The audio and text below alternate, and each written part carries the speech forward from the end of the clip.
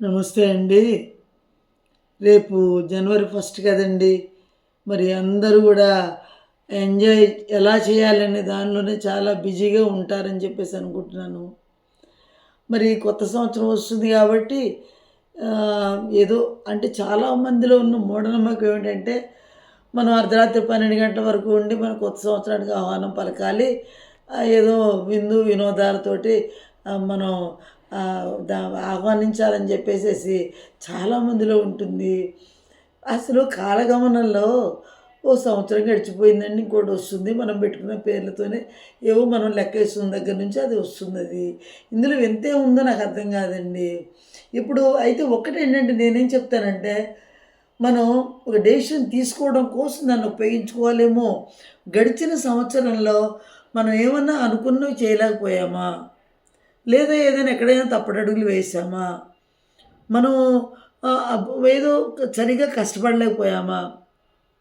ఇవన్నీ గూడా ఒక్కసారి ఇవన్నిటి యొక్క అవలోకనం చేసుకోవాలండి. ఏదైతే మనం సాధించలేదో, అయ్యో!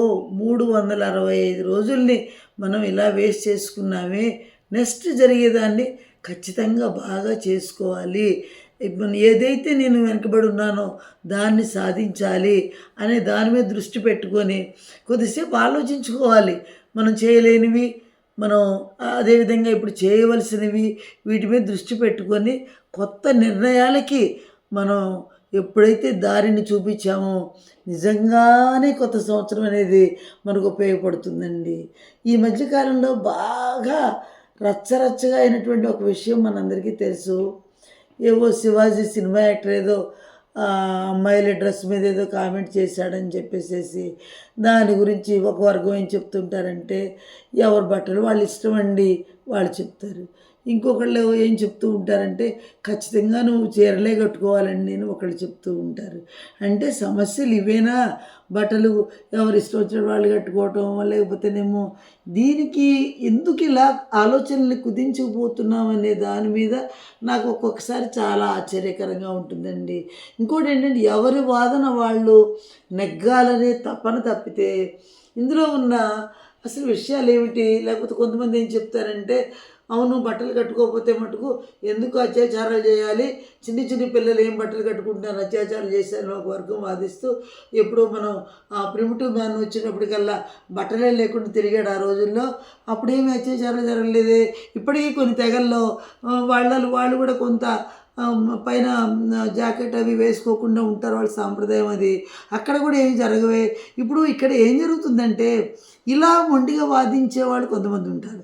ఇంకొకటి కొంతమంది ఏం చేస్తుంటారంటే, ఏమైనా సరే నువ్వు చీరనే కట్టుకోవాలి, చీరే మన సాంప్రదాయం, నువ్వు చీర కట్టుకున్నప్పుడే గౌరవం వస్తుందని.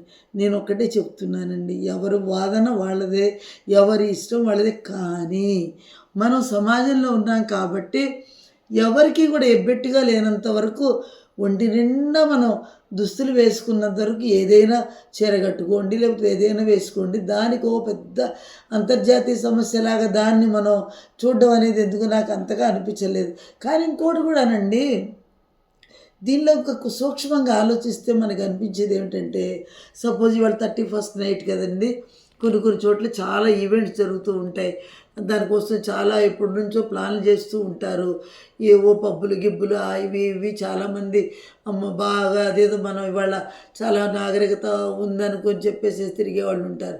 వాళ్ళందరూ కూడానండి చిన్ని చిన్ని బట్టలే వేసుకుంటారు కదండి. ఎవ్వరు చీర కట్టుకొని పబ్బుకి దాదాపు వెళ్ళరేమో నాకు తెలియదు. అంటే నేను వీటన్నిటికి కూడా ఏంటి, నాకు తెలియని విషయాల గురించి నేనేదో చెప్పాలని నేను అనుకోను. కానీ చాలా సమస్యలున్నాయి. మన సంస్కారవంతంగా ఎప్పుడూ గూడా ఆ సమస్యల కోసం వాళ్ళు ఆడవాళ్ళు కావచ్చు, మగవాళ్ళతోటి ఇలాంటి చిన్న చిన్నవి ఈ పనికిరాని విషయాలతోటి ఇదేదో పెద్ద దీనిలో మనం నెగ్గాలి అనేది కాకుండా చాలా సాధించవలసినవి చాలా ఉన్నాయండి. ఎందుకంటే సమానత్వం అనే దాని మీద మనం ఎప్పుడు కూడా కృషి చేయాలి. స్త్రీ పురుష సమానత్వాన్ని సాధించినప్పుడు ఎప్పుడు కూడా ఇవన్నీ ఉండవండి. స్త్రీ తన కింద ఎప్పుడు కూడా బలహీనురాలు, ఆవిడ అబల, అదేవిధంగా తనకంటే భావజాలం అనేది ఏంటంటే పురుషాధిక్య భావజాలం ఉంది కాబట్టి మనం ఏం చెప్పినా మనదే పై చేయి కావాలని ఇవన్నీ ఉన్నప్పుడు ఏం జరుగుతుందంటే వాళ్ళ ఆలోచనలు వాళ్ళ చేష్టల కింద కాస్త స్త్రీలు మగ్గిపోయే పరిస్థితి అనేది వస్తూ ఉందండి. దీన్ని కొంతమంది ఏం చేస్తున్నారు, అబ్బే మనం అలా ఎందుకు ఉండాలండి, వాళ్ళనే మనం అడగొక్కేద్దాము అని చెప్పేసి ఆ విధంగా ఉండేవాళ్ళు ఉన్నారు. ఇవన్నీ కూడానండి ఈ చర్చల వల్ల కాదండి. కానీ పురుష స్త్రీ సమాన భావన అనేది చాలా ఇంపార్టెంట్ అండి. దానికోసమే ఎప్పుడు కూడా మనం మన ఆలోచన విధానం సాగాలి. ఇంకోటి కూడా ఏంటంటే స్త్రీ సహజమైనటువంటి ఉన్న చాలా టాలెంట్స్తో నుంచి మన సమాజాభివృద్ధికి ఇంకా చాలా చేయొచ్చండి. ఎందుకంటే చాలా చక్కటి మృదుత్వం కావచ్చు, చాలా సునిశ్చితత్వం కావచ్చు, ఇవన్నీ కూడా స్త్రీకి పెట్టని ఆభరణాలు కాబట్టి వాళ్ళకంటే కూడా సాధించే ఉన్నాయి. నేను ఇంకొకటి చెప్పనండి, చాలా స్త్రీ ఎప్పుడు కూడా తన ప్రేమతో కావచ్చు, తన యొక్క సహన ఓర్పుతో కావచ్చు, మగవాడు ఎప్పుడు కూడానండి ఆడవాళ్ళకి ఒక విధంగా చెప్పాలంటే వాళ్ళ మీద ఆధారపడి ఉంటారండి. ఇది చాలామంది ఒప్పుకోరు, కానీ నేను నిజంగా చెప్తున్నానండి. ఎందుకంటే నాకు అన్నం పెట్టు అని చెప్పేసి వాళ్ళు అడుగుతుంటారు, నువ్వు వంట చేసావు అది. ఇవన్నీ ప్రతి దానికోసం కూడా ఏంటంటే స్త్రీకే ఒక పెద్దపీట వేస్తున్నారేమో అనిపిస్తుంది. అంటే అలా అని కాదండి, ఇప్పుడు మనకు ఆర్థిక పరంగా కావచ్చు, వీటన్నిటిలో కూడా ఒక విధంగా స్త్రీ అణగదొక్కబడుతుంది. అది మనం ఈ వేళ ఆలోచిస్తున్నప్పుడు చాలా ఎక్కువ శాతం స్త్రీలు అణగదొక్కబడుతూనే ఉన్నారు. కాకపోతే ఏం జరుగుతుందంటే మన ఆలోచన విధానంలో ఎక్కడో ఇంకా చాలా సంస్కరణలు రావాలేమో అని అనిపిస్తూ ఉందండి.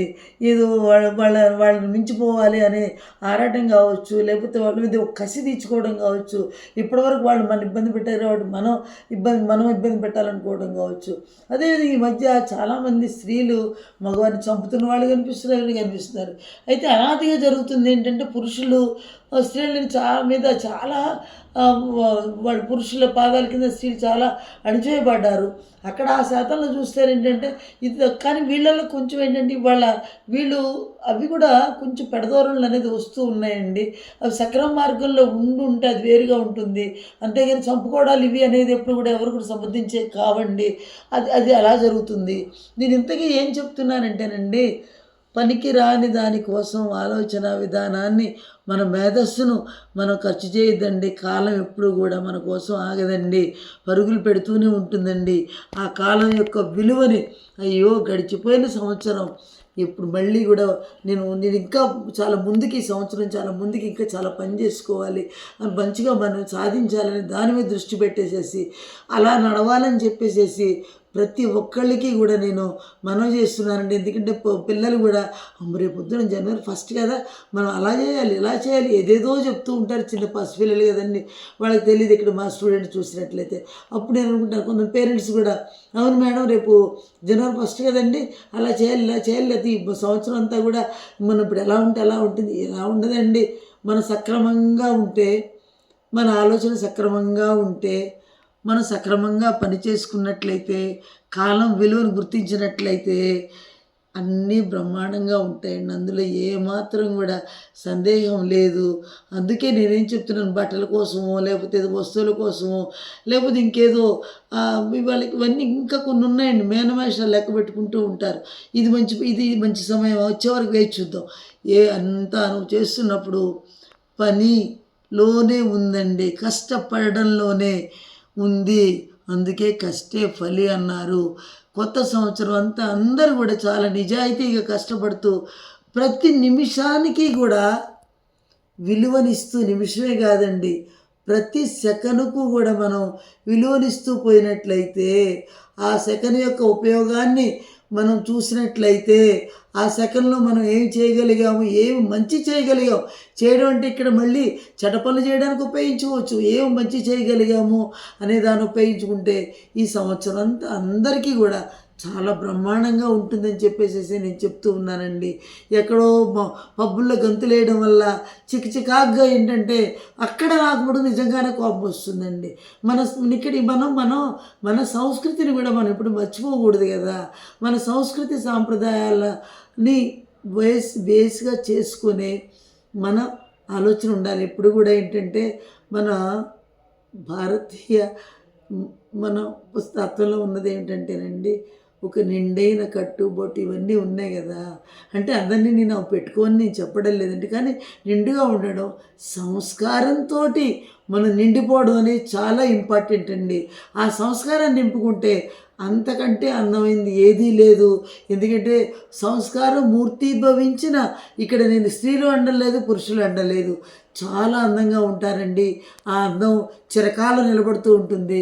కాబట్టి ఏదో మనం జనవరి ఫస్ట్ అని కోతిగంతులు వేయడం వల్ల ఏమీ ఉండదు, వికారం కలుగుతుంది తప్పితే అందుకంటే ఏమీ ఉండదని చెప్తూ అందరూ కూడా, ఎందుకంటే ఈ సంవత్సరాన్ని చాలా కష్టపడుతూ అన్నీ సాధించుకోండి, మీకు సాధ్యమే కానిదంటూ ఉండదని చెప్పి చెప్తూ ఉన్నాను.